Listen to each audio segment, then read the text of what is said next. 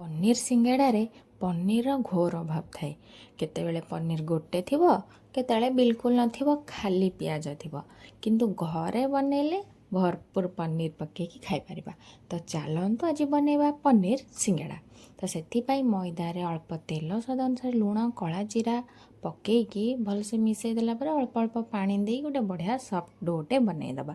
तापर पनीर रे अदा रसुण छेचा पकेकी अल्प तेल रे भाजी नबा। ताकू काढ़ी पुणी तेल देकी अदा रसुण कंचा लंकार छेचा पकई कटा पियाज कैप्सिकम आ भाजिकी रखिथिबा पनीर को पकेकी सब सॉस पकेकी रेडी करनबा स्टफिंग। तापरे से मैदारू छोट गुला करिकी ताको बेलिकी सिंगाड़ार शेप देकी तादरे पनीर स्टफिंग पूरेकी मीडियम हट तेल रे छाणिकी रेडी करनबा आमर पनीर सिंगाड़ा।